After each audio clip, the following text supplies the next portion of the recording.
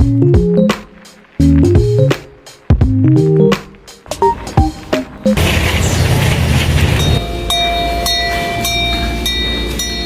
semua, perkenalkan saya Muhammad Ananda Rafael Meraup dari tim jurnalistik. Kali ini saya lagi berada di rumah batik di Ciracas, tepatnya di Jalan Pengantin Ali. Kali ini saya akan menunjukkan kalian bagaimana sih caranya membuat batik dan sejarah latar belakangnya berdirinya rumah batik ini. Ayo kita jalan-jalan. Aku Airi Rashisa Laina. Aku sudah di tempat untuk mencanting batik. Ayo kita lihat lebih dekat. Ya, ini adalah tempat mencanting di rumah batik Ciracas. Ini kelihatan nih ada kain-kain yang lagi dicanting. Nah, di situ ada canting dan malamnya. Nanti kita lihat lebih dekat ya. Lanjut kita akan melihat tempat untuk mewarnai batik. Nah, di sini adalah tempat untuk mewarnai batik. Nah, di sini ada kain yang lagi diwarnai nih. Kebetulan ada bapak yang lagi mewarnai batik. Ayo kita lihat.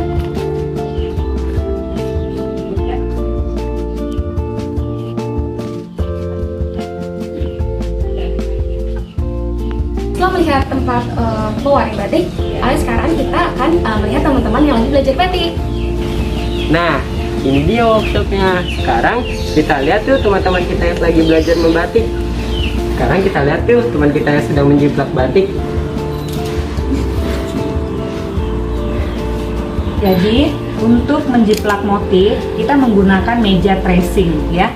Ini meja kaca di mana bawahnya itu kita kasih lampu supaya memudahkan kita mengikuti pola yang sudah ada.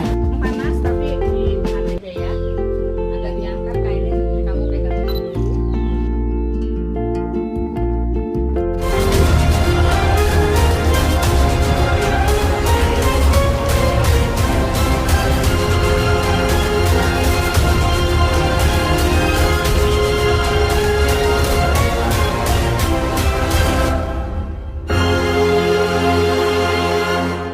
Halo teman-teman jurnalistik, aku Airi Rashisa Laina dan saat ini aku sedang berada di rumah batik Ciracas yang berlokasi di Jalan Pengantin Ali.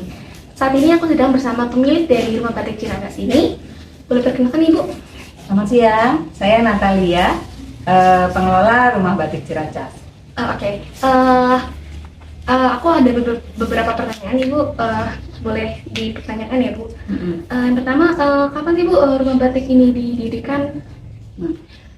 Kalau secara resmi saya mendirikan rumah batik ini di Oktober 2017. Itu secara resminya. Tapi kalau untuk berkaryanya sendiri saya sudah dari 2015. Gitu. Kalau misalkan membangun ini kan pasti ada latar belakangnya, ada kenapa Ibu bisa kepikiran untuk membangun rumah batik ini? Pada awalnya sih saya berkegiatan membatik ini untuk mengisi waktu yang dengan kegiatan yang bermanfaat, yang positif, kemudian bisa menghasilkan juga, dan yang lebih penting saya bisa bekerja dari rumah karena sebelumnya saya kan bekerja di salah satu perusahaan di mana saya harus bekerja dari pagi sampai malam. Nah, saya memutuskan untuk resign, tapi saya ingin tetap ada kegiatan di mana saya bisa bekerja dari rumah sambil mengurus keluarga seperti itu. Terima kasih Bu. Iya. Terus menurut Ibu nih, apa sih peran remaja seperti kita dalam melestarikan batik Jakarta khususnya? Kalau menurut saya batik itu kan kita sudah diakui ya, batik kita sudah diakui oleh UNESCO sebagai kekayaan warisan budaya dunia. Warisan budaya dunia itu suatu hal yang sangat baik. Nah, menurut saya remaja seperti kalian itu sebaiknya memahami dulu proses membatik itu yang secara sederhana saja dulu, secara basicnya. Kalau kalian sudah memahami prosesnya, tentunya kalian akan lebih menghargai, oh ternyata tuh membuat batik itu seperti ini, prosesnya seperti ini sampai jadi. Nah, dari situ kalau sudah memahami kan berarti jadinya menghargai. Nah, yang lebih penting lagi supaya batik ini tetap ada, ya kita pakailah batik yang asli, ya, batik tulis atau batik cap. Kalau kain yang bermotif batik itu biasanya bikinannya itu dia printing ya. Itu tidak bisa disebut batik karena dia tidak menggunakan teknik membatik menggunakan malam panas dan canting atau canting cap begitu. Jadi sebenarnya batik yang asli itu adalah batiknya di motifnya itu dari malam ya Bu? Ya, pembuatannya itu menggunakan malam panas dan menggunakan canting dan cap tembaga seperti itu. Selanjutnya kan di sini kan mungkin Ibu pernah mengerjakan beberapa batik ya Bu, dan proyek batik yang paling besar itu gimana tuh Bu, atau kapan dibuatnya? dibuatnya? Kalau dalam skala kuantitas, kebetulan saya kan masih UMKM ya, masih dalam skala kecil. Jadi kalau kuantitas saya mungkin batik cap ya, batik cap saya bisa bikin sampai 100. Cuma kalau untuk batik tulis paling hanya 10 atau 20 pernah sih mendapat pesanan seperti itu. Tapi kalau untuk yang banyak sekali belum, karena masih skalanya mikro ya, usaha kecil gitu. Wah, keren banget ya teman-teman bisa membuat batik cap sebanyak 100 dan batik tulis sebanyak itu tuh udah sangat keren sekali untuk ukuran UMKM ya Bu. Terus biasanya kan proses batik itu berbeda-beda ya Bu, setiap ukuran. Kira-kira tuh berapa lama sih Bu pembuatan batik? Kalau untuk batik tulis rata-rata kan kainnya 2 meter. Itu kurang lebih membutuhkan waktu kalau saya ya itu sekitar 3 minggu. Karena kan mulai dari kainnya itu mesti diolah dulu sebelum digambar, kemudian setelah digambar kan dicanting, kemudian diwarnai. Proses pewarnaannya pun kadang beberapa kali pewarnaan. Nah itu yang membuat batik tulis itu agak lama dibuatnya. Sedangkan kalau untuk batik cap itu bisa sebentar karena dia menggunakan cap tembaga yang memang sudah ada polanya, tinggal ceplok gitu ke kain. Jadi lebih mudah ya Bu, lebih mudah dan lebih cepat. Iya. Terus yang terakhir nih Bu, motif kain batik yang paling sulit yang menurut Ibu yang pernah dikerjakan itu apa ya Bu? Kalau motif sampai saat ini sih saya kebetulan kan saya membuat sendiri, mendesain sendiri motifnya. Kalau motif Jakarta itu kan tidak seperti motif Jawa ya. Kalau Jawa itu kan ada pakem. Jadi entah itu truntung atau kawung seperti itu kan ada filosofinya. Nah kalau untuk Jakarta sendiri kita berkreasi bebas ya karena tidak ada pakem.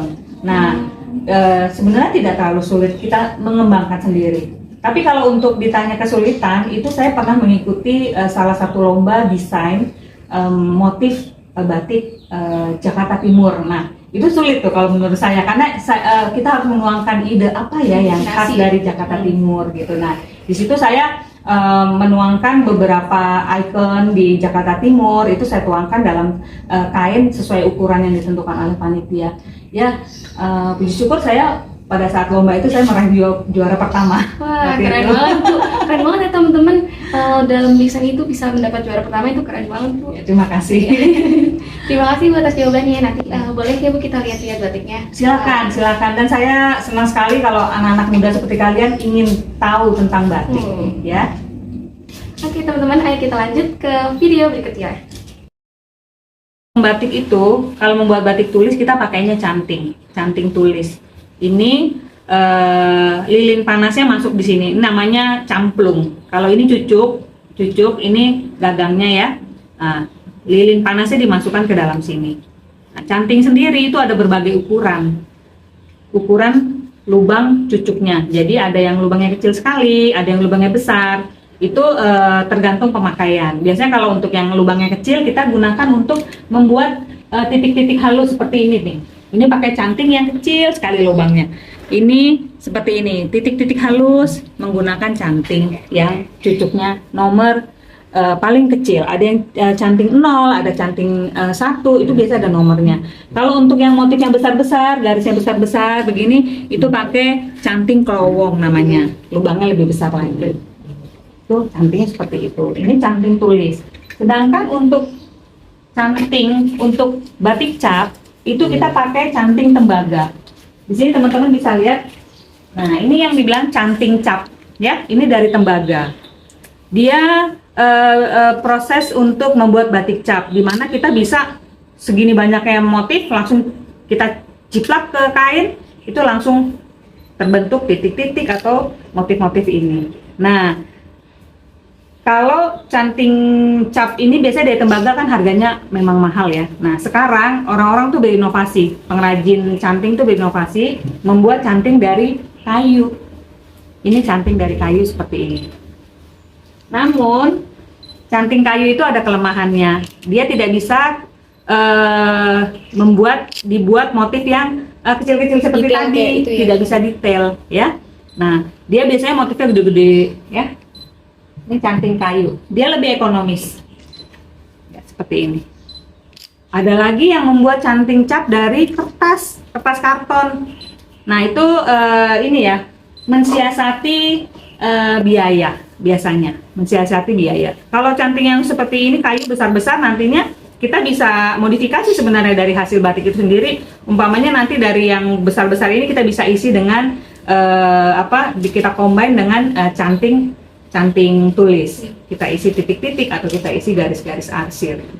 Kompor listrik, kalau di daerah sih rata-rata masih pakai kompor minyak ya, kayak kompor minyak. Saya pakai kompor listrik, ada macam-macam sih. Saya punya yang seperti ini, kemudian ada lagi yang seperti ini dari keramik.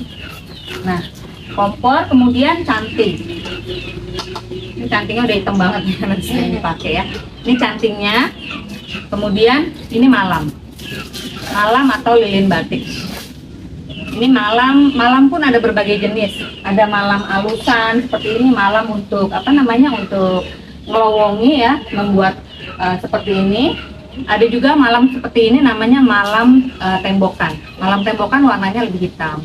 Jadi dia gunanya untuk fungsinya untuk menutup bidang yang lebih besar. Biasanya pakai malam ini. Ada lagi jenis malam lain lagi untuk malam untuk membuat batik cap, itu beda lagi. Oh, yang tadi yang yang cap-capan itu malamnya juga beda. Nah ini dipanasin sampai dia cair. Nah apa sih fungsinya malam di batik? Malam di batik itu fungsinya untuk perintang warna, ya, untuk perintang warna. Tadi kalian udah lihat kan yang lagi diwarnain itu ya, yang motif Vespa. Kalian lihat kan bisa berwarna-warni juga. Cukup sekian dari kami. Aku Aini Rasyisa Alaina. Saya Niala. Aku Emilia Maulidia. Aku Alani Muslim. Dan narasumber kita pada hari ini, saya Natalia. Terima kasih Bu Natalia atas bimbingannya pada hari ini. Kurang lebihnya mohon maaf. Dadah.